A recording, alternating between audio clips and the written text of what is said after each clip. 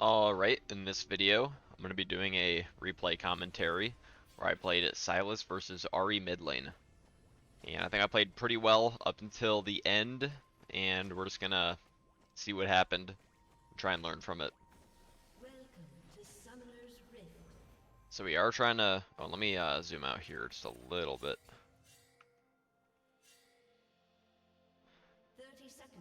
Just so that I usually zoom out in these replay commentaries, just set the replay UI.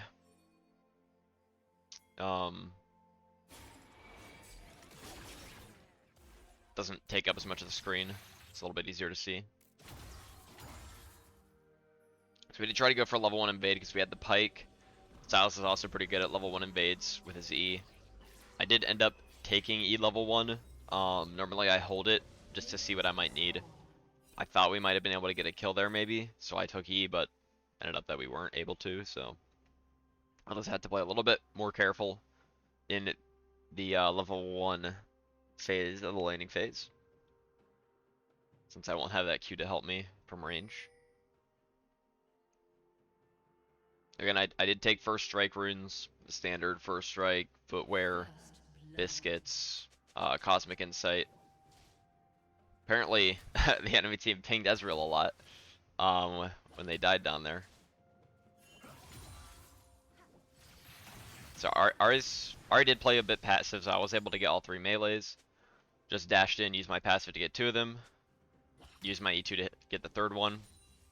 If you do know your passive damage, it makes CSing a lot easier, so try and focus on that. But mainly just keeping my distance. Thought I could maybe hit her with the E2 there, so that's why I tried to go in, because I also wanted the CS. But she was behind a minion. Either way, I didn't take much poke back, so that's fine. Now level 2 I did grab my Q, just because I do want to have that range capability.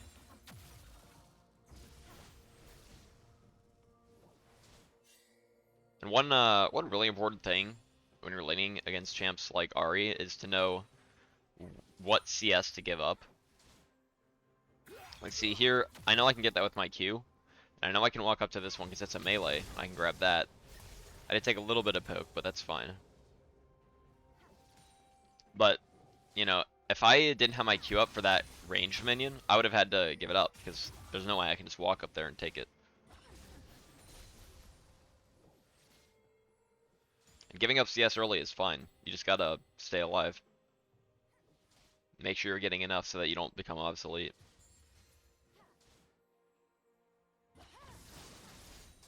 So yeah, she has a much bigger wave, so I'm just gonna let this push into me. Farm under tower.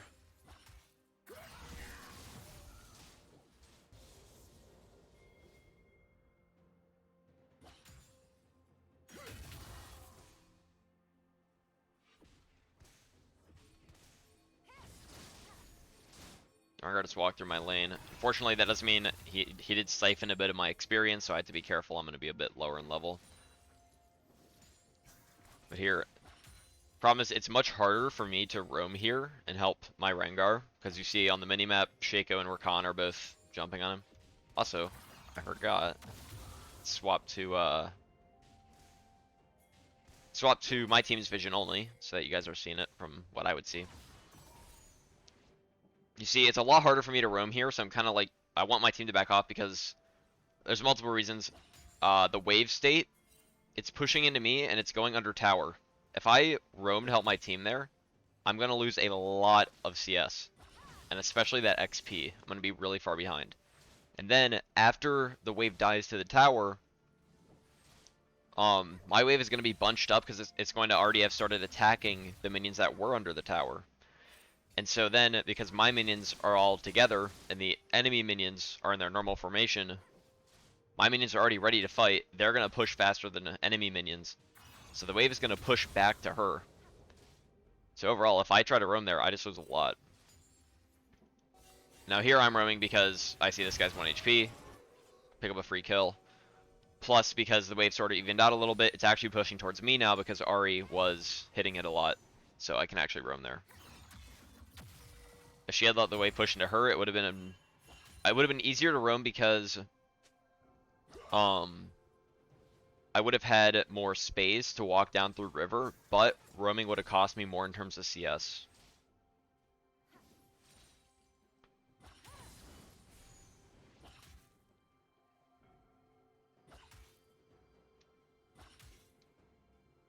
But again, if you can get your wave under the enemy tower, that's when you can roam, because the enemy cannot roam without missing that entire wave, basically.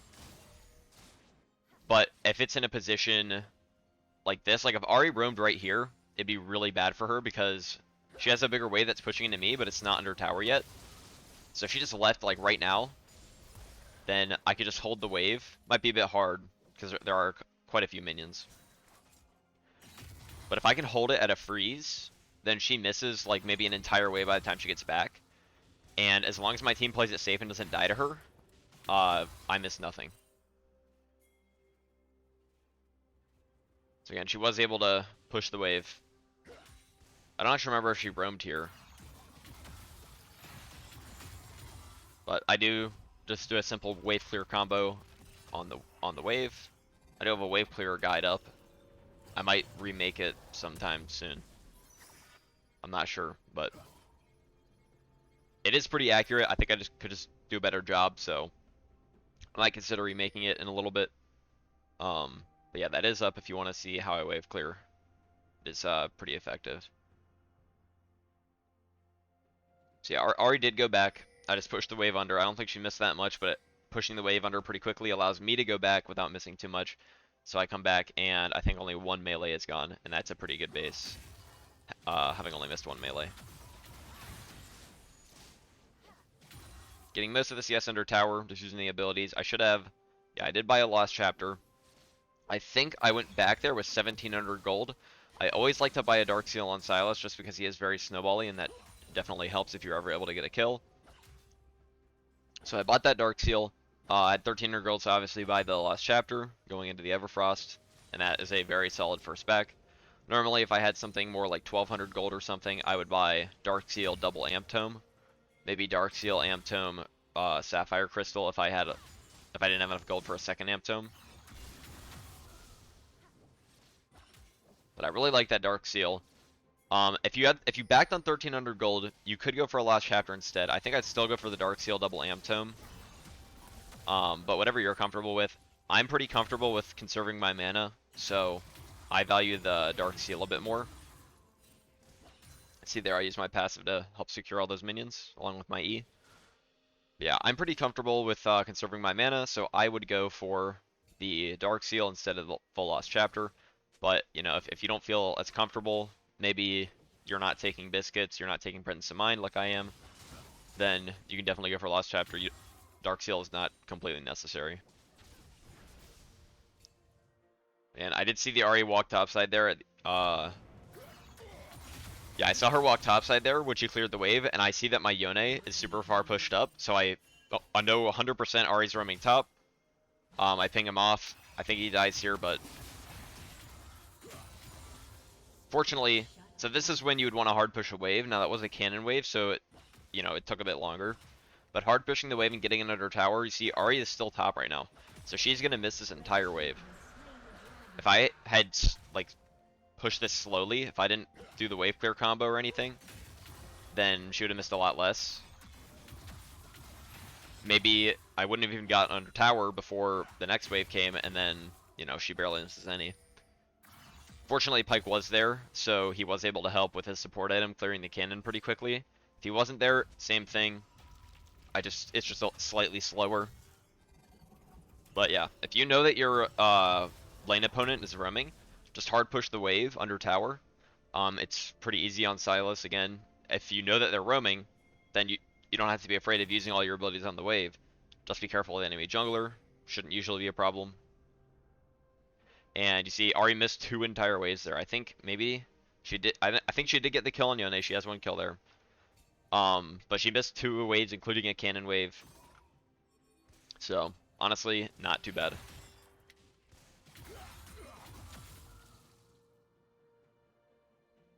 I saw her ward that, so I know that's warded. I did know there was a pink in here from earlier. I'm just being careful. I'm walking pretty far back with every...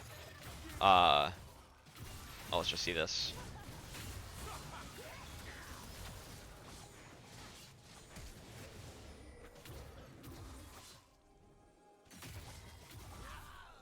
Okay, there I actually ended up killing the Shaco with my passive damage.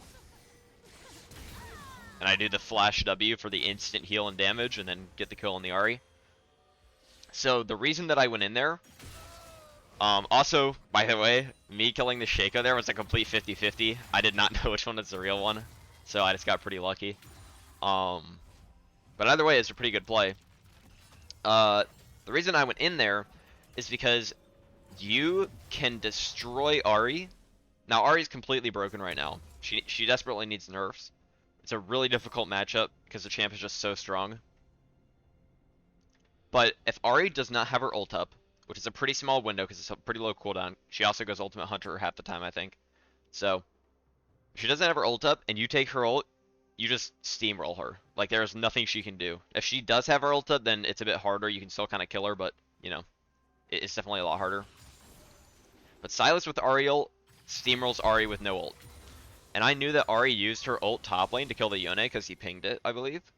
So I see the Ahri kind of out of position, kind of disrespecting me. You know, I'm just going to take her ult and try and steamroll her. And it ended up that Shaco was there.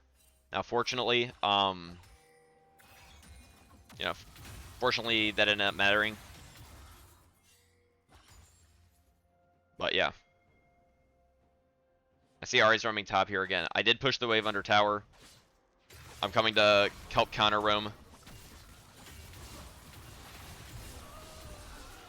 Now, I end up finding the Shaco on the Rift Herald, and there I did actually know that that was the real Shaco, the one that I started targeting, because I took his ult before he ulted, so the little ring that shows around them when you've taken their ult, it only shows on the real one, so I saw that ring on him, and I'm like, okay, this is the real one, and yeah. It's a pretty free kill, pretty broken way. If you do want to take Shaco ult, you can just easily determine. Now here I jump over because enemy team's pretty low. I'm not really afraid of them. Here I have Sorcerer Shoes, I have Everfrost, I do massive amount of damage. I do have the Shake ult for the untargetability if anything goes wrong. So I'm just going to jump over. Fortunately nothing really, we didn't really get anything out of it, but...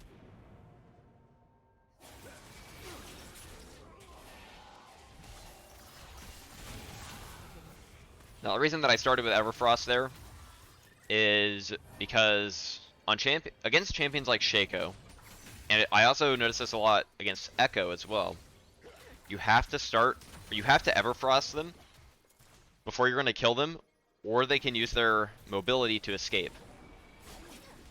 Like, you can't really combo an Echo without Everfrosting him because he's just going to ult. But if you Everfrost him, he can't ult because he's rooted, and then you just one-shot him. If he wasn't Everfrosted, he can just ult at any time, because your E stun lasts like half a second. So, if he panic presses R, then all of a sudden he's back to full health and he's safe. But if he's Everfrosted, he can't do that. Turret plating will soon fall. Blue team's turret has been destroyed. Now I see Rakan roaming down here. I know he's really squishy. I'm 4 levels up on him. Tried to get a cheeky kill, but, you know, he did just W over the wall, so...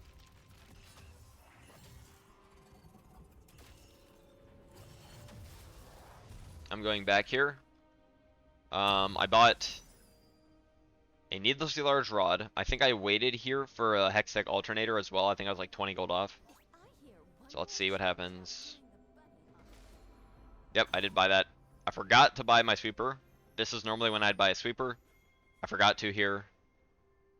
So, you know, if I was paying more attention, I would have bought that sweeper. I normally get it at about 1.5 items after I have Sorcerer Shoes, because that's the point when you start dealing like one-shot level damage. And having that sweeper just makes it a lot easier to just walk into their jungle, make sure you're not in vision, and then just one-shot somebody that walks up. So I'm going bot here because even though none of the bot turrets have fallen, it's still a good idea to rotate here because, you know, we're 14 minutes into the game, tower plating's fallen. It's more useful for my bot lane to be in the mid lane because there's 2 of them, and Pyke wants to be mid lane so that he can get around the map faster. And so I don't want my Misfortune bot lane by herself because she's gonna die. I can be by myself bot lane because, you know, I'm Sylas, I'm 5-0. I can probably 1v3. Misfortune can't do that. She's immobile. She's really squishy. So, and you see there, my bot lane did end up rotating down. We got a free turret. If Misfortune was bot lane, we might not have had that opportunity because she wouldn't have been able to push up as far because she had to be more afraid of the enemy. So.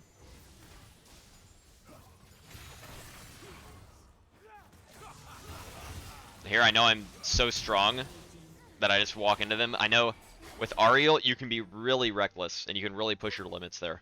Like I just walked into 3 of them, took that Ariel.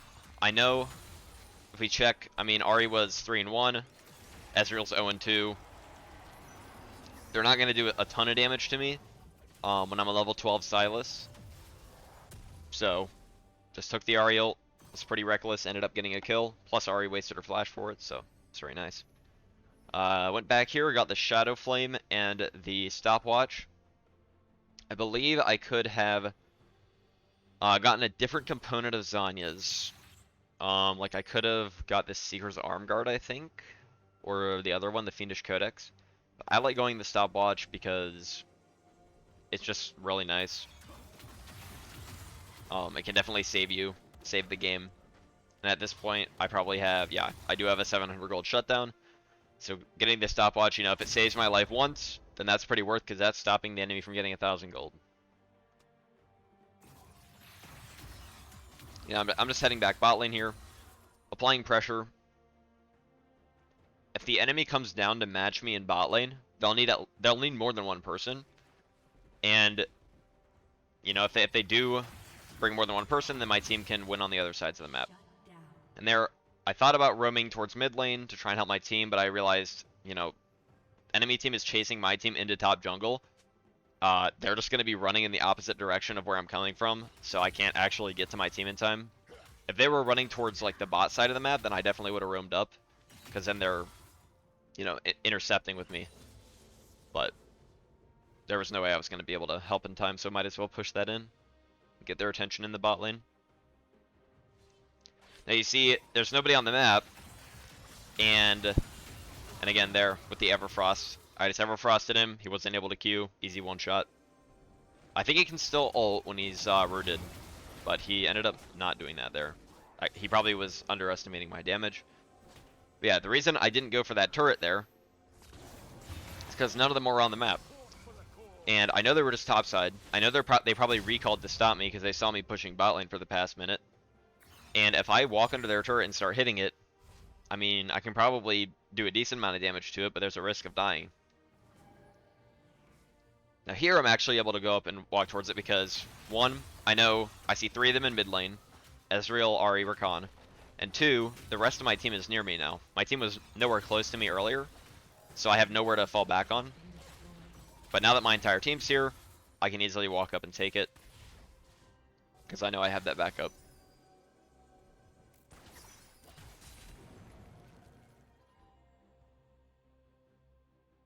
So again, I'm just walking back. I figured, you know, I might as well go for this inhibitor. Again, the enemy team needs more than one player to stop me. And if they're bringing 2 or more people down bot lane, then that leaves my team at a numbers advantage on the top and mid lane, which means that they can get turrets on that side more easily. So here, I'm just autoing this. I'm not really using my abilities, not committing super hard here because, you know, the enemies are missing. I want to be able to get out if I need to. So I don't want to, you know, E on to the inhibitor and then end up wasting it and then Ahri comes or something. There I saw Ahri mid lane, so Rakan stepped up a bit. I'm like, you know, maybe I can kill him. He does end up walking up pretty far again, so I just get the kill. There we go. That's a free inhibitor. Baron's coming up soon in 30 seconds, so, you know, having a bot inhibitor down when Baron's about to spawn is pretty nice. I don't think my team was able to get any towers there. I think they're getting mid tower. Okay, so they did get mid tower off of that. It just took them a while. There, I went back. I bought Zanya's. Just full Zanya's. I don't think I bought anything else. But now I'm at basically my core build, or those 3 items. Again, I obviously know Shaco's here because, you know, he just did Raptors. The Raptors walking back. I'm not gonna go chasing after him because he's a Shaco, but you know, it's nice to know that he's there. So at this point, there's nothing to do bot lane because I'm not gonna get their Nexus turrets. Yeah, I just walked up and got a kill there. But yeah, I'm not gonna get their Nexus turrets. The minions will push on their own, so I don't need to go bot lane. So I'm just gonna go top lane and help my Yone get this inner turret. Also be on the same side of the map as Baron. They already need at least one person bot lane to deal with the super minions, so me being there is not really gonna change much.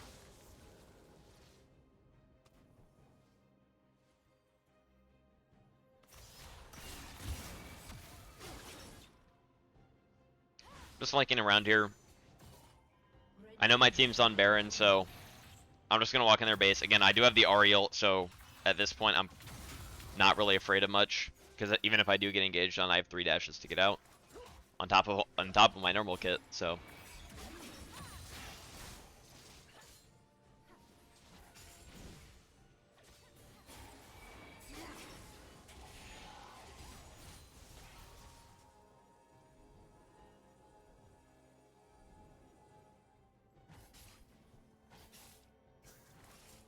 Blue team's turret has been destroyed. now you'll notice at this point in the game, I am 9-0. I'm very fed. And you might notice from the thumbnail, I end this game 9-3. Would imply that I died 3 times in a row, which would be correct. Here, because I had the Ariel, I did get a bit overconfident. Yeah, I ended up dying. We see, I was trying to just engage. I figured, you know, we have minions, Misfortune's in their base. You know, maybe I can get a couple kills there. I ended up getting no kills. My Assortion did end up getting the turrets though, but definitely could have gone a lot better. I played that pretty poorly. So let's just speed this up a bit. See, we have mid and bot inhibitor. Alright. We have mid and bot inhibitor down. You know, they have open Nexus. This is a pretty free game. We have 3 dragons. I can't tell when the next dragon's coming up. Pretty sure there was a way to do that in replay, but is there something here?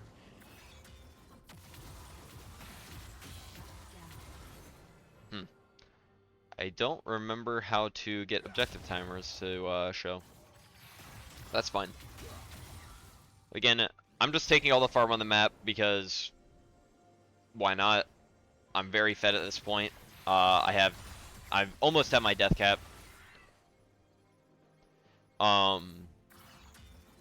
You know, I can take most camps very quickly, so I might as well take them as I'm going by because my team's not going to take them, and there's no reason to waste that farm.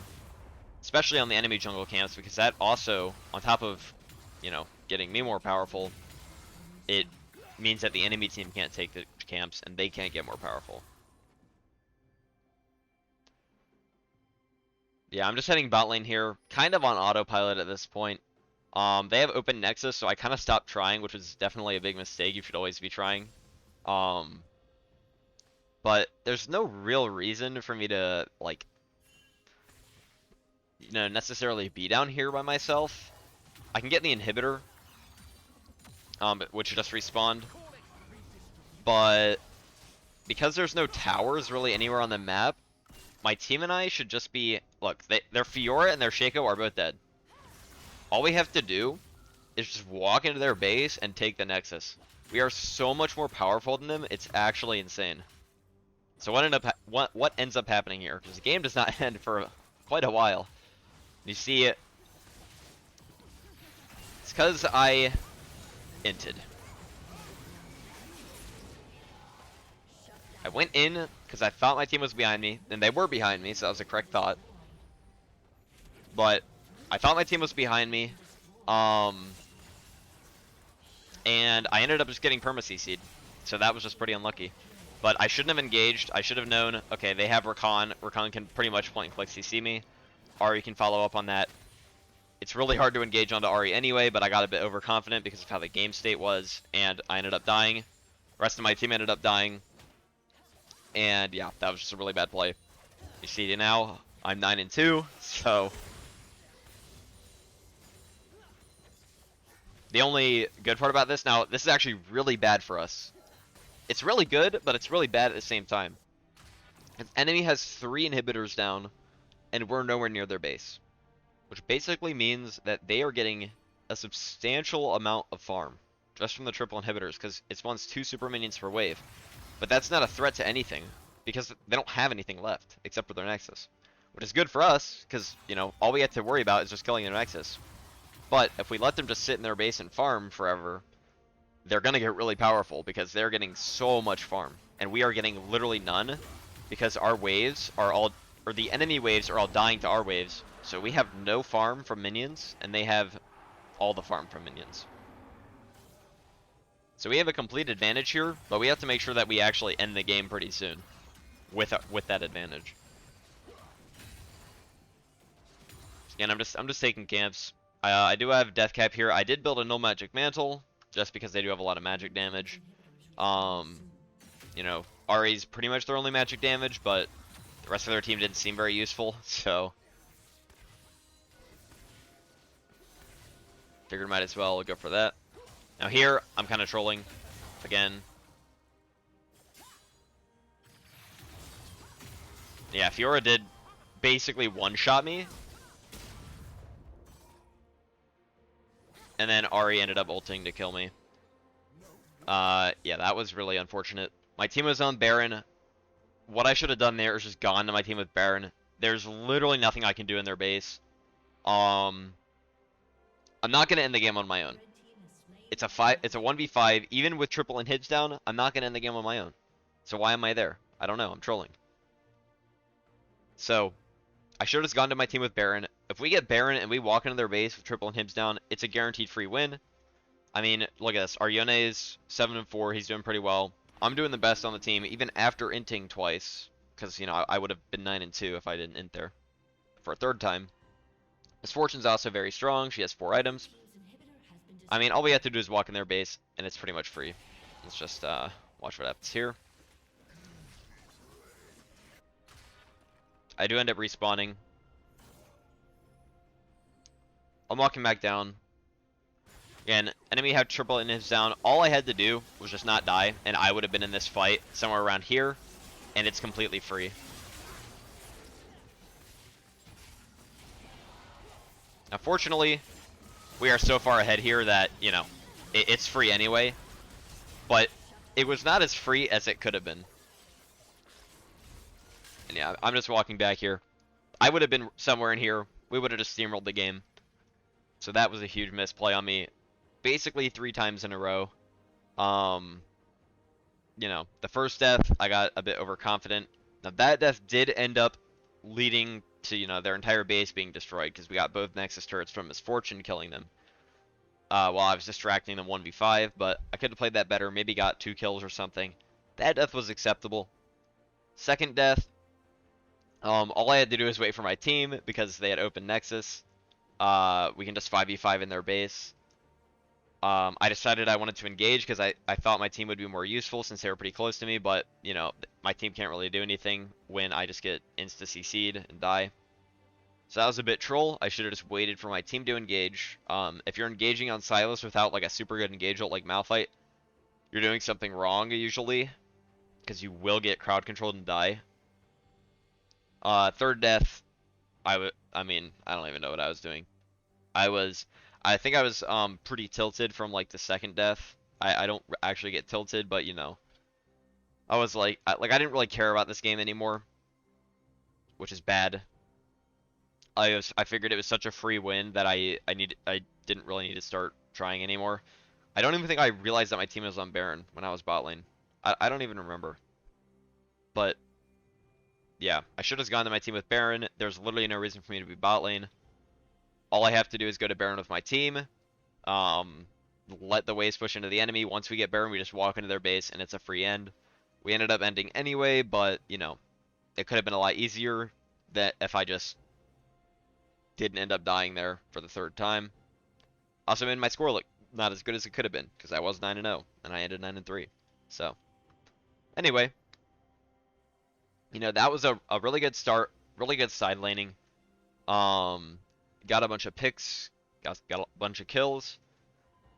Fortunately, we ended the game pretty poorly. Our team did play that pretty well though. Just got a lot on the map while we were bot lane. But, you know, inting 3 times in a row, definitely not how you should be playing. And we could have done that a lot better. Probably could have ended the game with maybe 1 death. That first death was pretty acceptable. The next 2 were not. So maybe could have ended, you know, 12-1 or something instead of 9-3. Maybe we would have got a couple kills if we had actually fought with our team. But, you know, you live and you learn. Next time I'm in a position like this, I'll remember back to this game. Maybe you'll remember back to this game too, and you'll realize that you shouldn't just run into the base on your own, and you should actually be helping your team, because once your team arrives, they'll just win the game anyway. So I hope you enjoyed this replay. Hopefully you learned something from it. If you did enjoy, please consider liking, subscribing, leaving a comment. Any feedback would be greatly appreciated. And have a great day. Hope you enjoyed.